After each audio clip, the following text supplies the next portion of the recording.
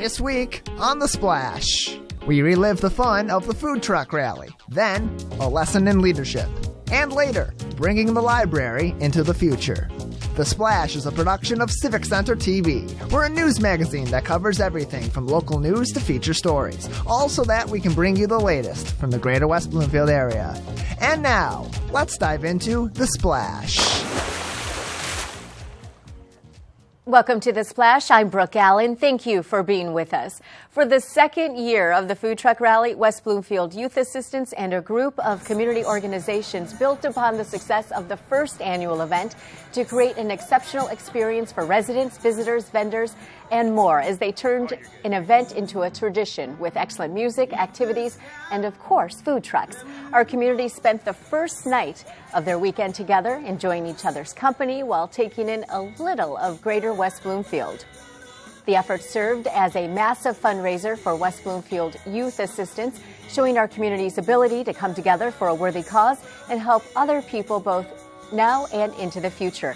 What was once a fun idea for a night of community enjoyment has become a hallmark tradition of greater West Bloomfield, one that will continue to benefit the children, teens, and families in our community for years to come. And for more, you can visit civiccentertv.com/foodtruckrally2019.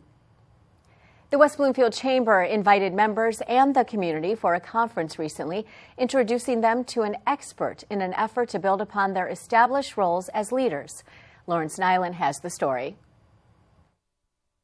We are infinite possibility, and our future can't wait. Detroiters have always kept this country moving. The ongoing resurgence of the city of Detroit was the topic at the most recent leadership luncheon put on by the Greater West Bloomfield Chamber of Commerce. And that resurgence can do a lot to help strengthen suburbs such as West Bloomfield when the two can feed off of each other's successes. It's very much important that we recognize that we compete and succeed as a region, not as one community or another within that region. And in the business, I had a lot of people come up later and say, hey, that their business has expanded dramatically because of what's taking place in the city of Detroit. And likewise, there's people that live here and love the community and have the opportunity to have their children now working and living downtown. So it's very symbiotic, I think, and I think people are beginning to understand that that's the key to our success. While visitors to Detroit can easily see the rapid changing landscape of the downtown area, the residential neighborhoods are an important aspect to the success of Detroit that are also getting well-deserved attention. It's not just us, obviously. Mayor Duggan has ran on a platform of changing the neighborhoods. Every neighborhood has a future, and the first thing he did was streetlights, and the first thing he's done is we worked with him on taking out a lot of blighted homes. At one time, there was 40,000 blighted homes, and he said that he just announced the other day that he's going to raise the last bit of money necessary to ensure that there are no more blighted homes in the city of Detroit in a few years. Well, that's pretty remarkable. So the progress is very significant, but there's more to be done. And while the last decade has brought about a tremendous renaissance for Detroit, what could it look like 2 decades from today? When you see what's taking place and the trend and the pace, it's just remarkable, honestly. So can we keep that up? I hope so. And if so, can we start filling in a lot of those sort of gaps within the city? I think the downtown is going to continue to do really well. I think some of the key neighborhoods are really starting to take off.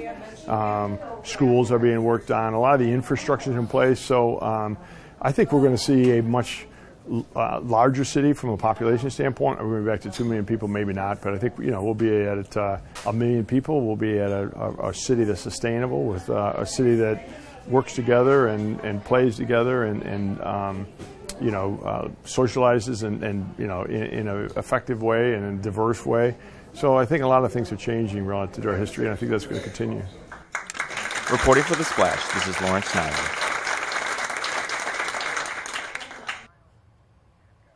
You can find more information at our website at civiccentertv.com/chamberleaders. Coming up, we take an inside look at the library and then a new episode of Sidewalk Talk. Don't go away. You're watching The Splash on Civic Center TV.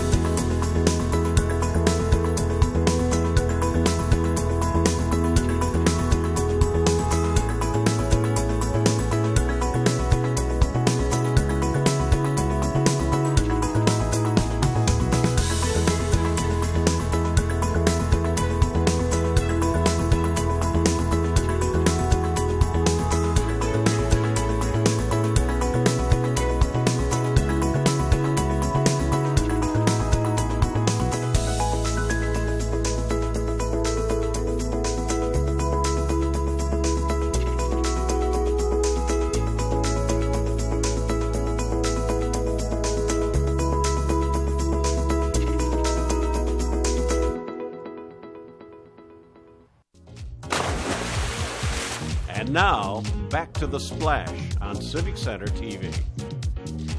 Thank you for being with us on The Splash. I'm Brooke Allen. When you think of a library, you may think of the days of old with quiet studies and shelves of hard and paperback books. Well, the West Bloomfield Library has been working hard to advance the status quo of libraries into the 21st century. Reporter Tyler Kieft has the story. In today's world, information is always at the tip of our fingers or at the click of a mouse. And information hubs like libraries are slowly dwindling. But the West Bloomfield Library has found a way to not only survive in the instant information age, but thrive in it as well. What we're seeing over time is they want material or information faster and faster.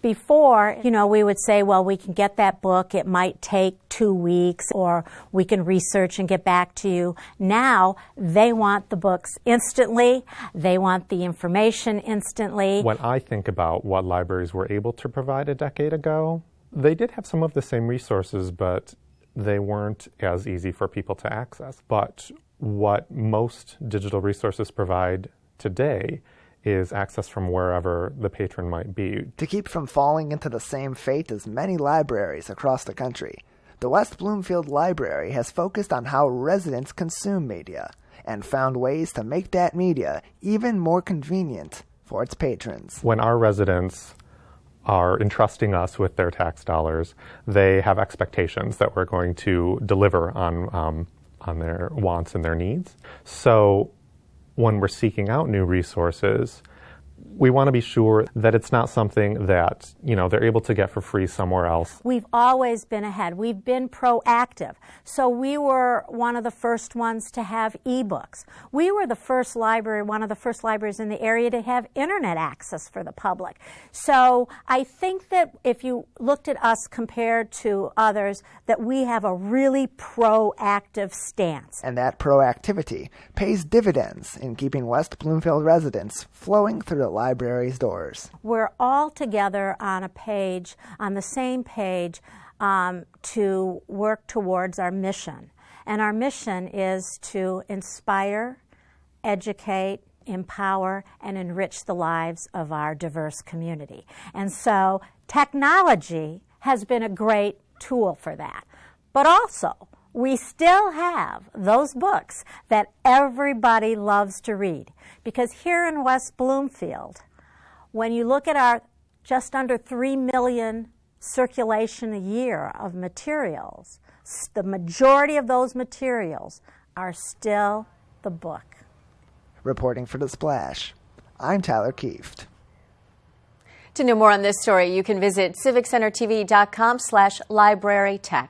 And now it's time for Sidewalk Talk, where reporter Patrick McElmurray asks the people of Greater West Bloomfield a question about our phones. The app I use most on my phone is my Facebook app, only to keep track of my crazy friends and family. What's the app that you use most on your phone?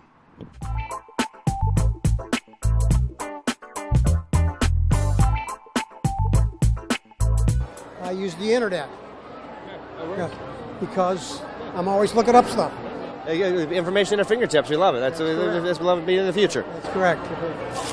I would say I use Facebook and Instagram the most. I run a network marketing business off my phone, so I spend, unfortunately, a lot of time on my phone, but it's for a good cause. Let's say the app you use the most is your I use dialer. the alphabet one.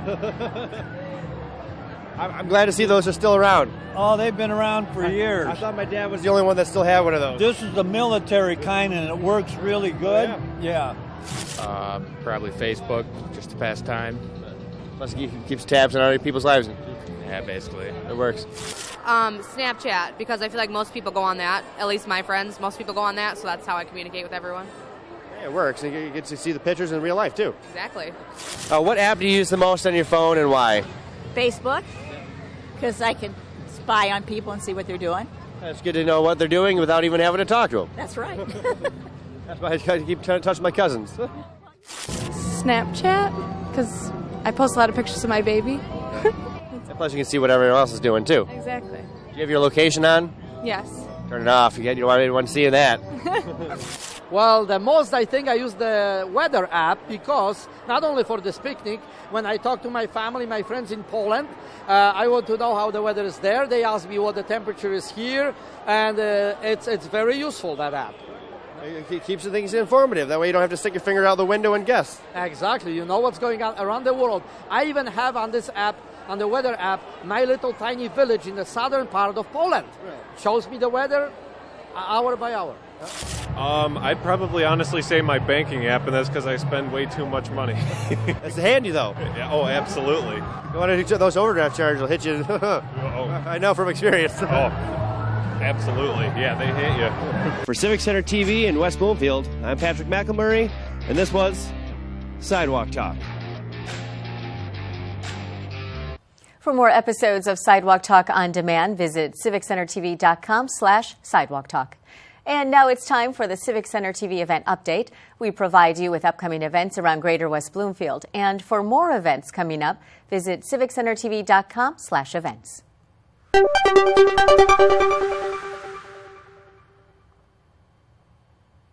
Let's Talk, an ESL discussion group, Wednesdays from 10 a.m. to 12 noon at the West Bloomfield Township Public Library.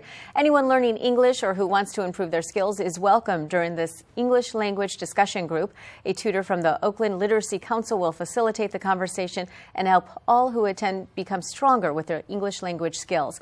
Feel free to drop in for all or part of the sessions. For more information, call 248-232-2290 or visit wblib.org.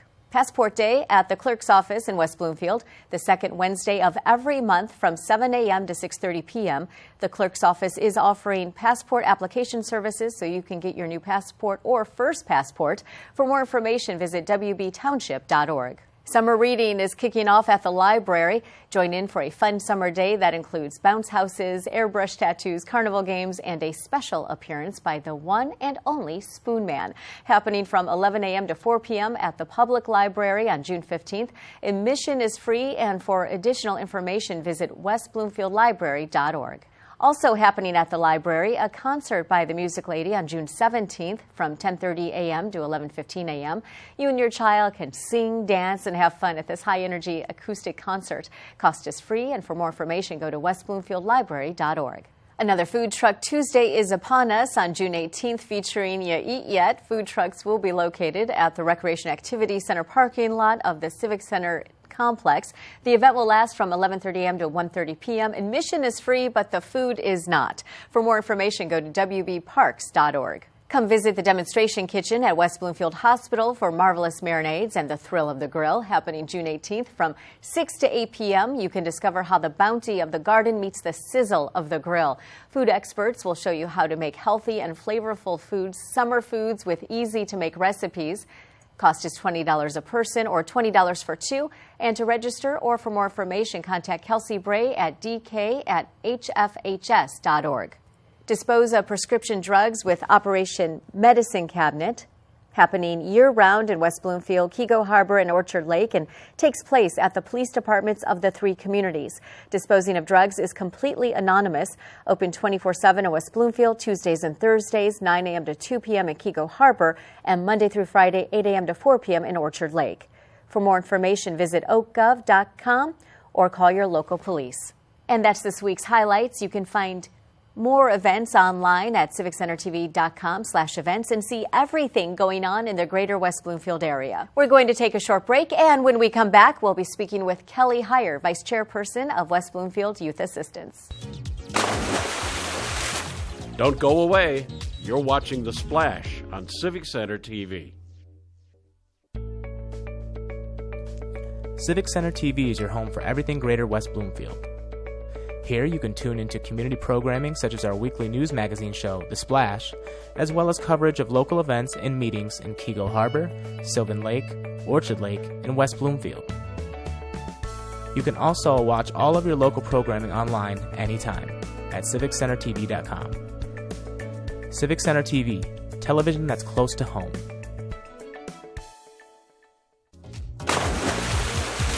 And now, back to The Splash on Civic Center TV. Welcome back. We're joined by Kelly Hyer, Vice Chairperson of West Bloomfield Youth Assistance. And thank you so much, Kelly, for being with us. Well, thank you for having me. So it was a big success, the second annual food truck rally. An incredible success. So tell us a little bit about that. Sure. This was our second year hosting the annual food truck rally at Orchard Mall. And it was a nice, beautiful evening. Mother Nature came out strong for us. Yes. We're really appreciative of that. And so it was just a nice evening for families to come out and enjoy time together, and as well as making it a little fundraiser for us. Right. So the fundraiser, successful. You had 20 food trucks this year as opposed to the 11 last year. Big difference. Everyone seemed to be having a great time. That's right. We wanted to make sure this year people didn't have a long wait. That was our one biggest complaint last year, where people were having to wait upwards of 45 minutes. And that's kind of a turnoff. So, so that did not happen. No. And so fundraiser, and it goes for a great cause. So let's talk about the Youth Assistance for a minute. So we're one of many offices across Oakland County, and it's tri-party funds from Oakland County Courts, as well as West Bloomfield Township and West Bloomfield School District. And so we have a caseworker in the high school, but she can see any age under 16. But it's wonderful to be right there in the high school. It's a great resource. So tell us a little bit about what happens here. So you can be referred to our caseworker through a teacher, a community member, your parents, a judge can refer you. And so our caseworker sees students for a wide range of things, because we all have stuff. And kids today, they're dealing with more than we certainly did when we were in school. And so she sees upwards of 100 students, which is a little high on her caseload right now. We want to get that down. Yeah, you said you wanted to cut that in half, right? Yes. Okay. And 'cause our caseworkers, actually, she's only part-time, whereas some caseworkers throughout Oakland County through the Youth Assistance Program, they're full-time. So she's only has part-time hours, but she's really remarkable in the sense that she can connect to parents, kids. She works really well with administrators, and certainly we're really appreciative of having that space in the high school. So tell me what the biggest issue you're seeing among kids right now. I would say vaping is a huge issue with her high school students, where she's seeing a lot of kids for that issue. Kids just, the research is just coming out right now, and they're not quite sure what is going to be the final results, but it's scary stuff, what it does to kids' lungs. And so, but they cannot vape in the high school, and that's, I would say, one of the things that they're getting caught for. And but there's maybe other things going on. They're using that as a coping way to cope through life, and so she's going to give them some things to think about and maybe alternatives than vaping. So that's for the 16-year-olds. You said that she also has as young as 8-year-olds. So this is a wide variety of kids that this program helps. Yeah, for sure. And so you guys pulled off this big fundraiser. This money raised for the fundraiser will go for this year, right? Yeah. Okay. And the board is all volunteer? Yes, we are all volunteers. We do have one paid staff member in addition to our caseworker. So not only do you have the caseworker, but you also have a mentoring program. Yeah, so every Oakland County Youth Assistance office works together with the mentoring program. And so Oakland County Youth Assistance offers a mentor's training once a month, typically once a month, where anybody in Oakland County can go to receive training. How long is that training? Oh, it is a couple hours. Oh, so it's not... It's a couple hours on a Saturday. You have to also provide references and have a background check. But once you go through the training, then you can be matched with a student, and they ask to commit. You volunteer 1 year, and you just do ordinary things with the student you're matched with. It could be grocery shopping, making dinner, baking. You might consider taking them to like the 4-H fair, take them bowling, Tigers game, just ordinary stuff, because research shows that if kids connect to 3 additional adults outside their home, they have a higher chance of being a successful adult. That is so interesting. But what's so interesting about the mentoring program is that you're not saying, oh, you have to plan these huge events for them. Right. You know, Pistons games, Detroit Tiger games. It's just everyday things that mean so much to kids that you and don't maybe realize. you have a hobby. Maybe you fish. Maybe you do archery. You know, you just bring the kid that you're mentored with to those things that you're already doing. So is that mentoring, once you are a mentor, is that a set schedule? No, you set it up with your child's. Okay. And they recommend 2 hours a week, but it can be whatever you have time to give. But it is minimal 2 hours a week is what is recommended? Yeah, that's what they recommend. But really, once you do it and you figure out, oh, so I'm just going to do dinners maybe once a month, so that's an automatic done thing you don't have to think about. Mm-hmm. And maybe you want to do something special once a month. So then the other 2 weeks, you go to the library. Mm-hmm. Like I said, go grocery shopping. Right. Just stuff that you already are doing. Maybe you are volunteer for another organization. Bring the kid with you. Mm-hmm. You know, for them to be exposed to those ordinary things that make you, you're giving back to society as a contributor to your community. It just exposes them to those things that it's going to make them a little bit stronger person. Right, and normalcy. Yeah. Right. Yep. So you are always looking for mentors? Always. Okay, so how do people find out more information? Sure, they can go to our website, which is wbyouthAssistance.org, or they can Google Oakland County Youth Assistance. Okay, so I'm assuming, I might be putting you on the spot here, Okay. but that was the second annual food truck rally. Can we Mhm. expect a third?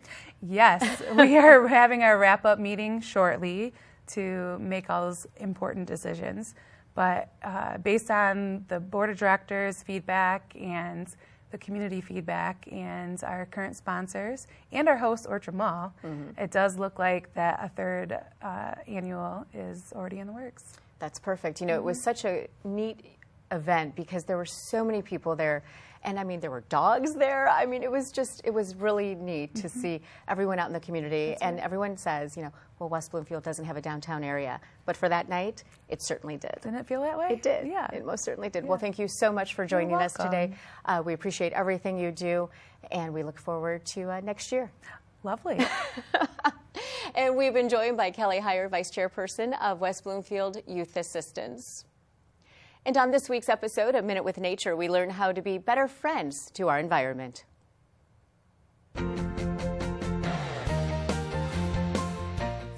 Hello and welcome to Minute with Nature. I'm your host, Lauren Azuri, the park naturalist for West Bloomfield Parks. And we're inside the nature room today talking about environmental stewardship, or how to be a good environmental steward of our land.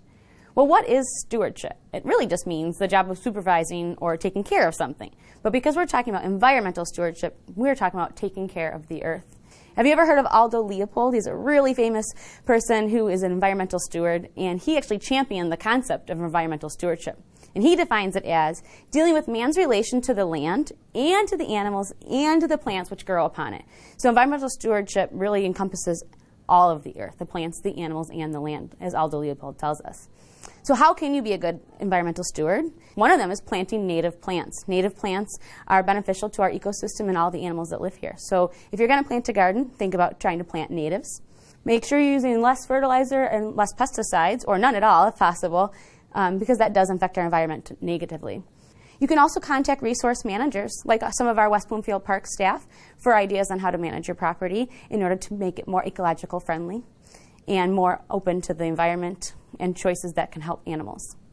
A good resource for managing invasive species would be our Oakland County SISMA. If you have invasive species on your property, it's best to remove them. Invasive species don't belong here, they didn't originally grow here, and they have no ecological value. So plants and animals here cannot use invasive species. So the best thing to do is remove invasive species and make room for new native species that have more ecological value and will bring better plants and animals to your yard.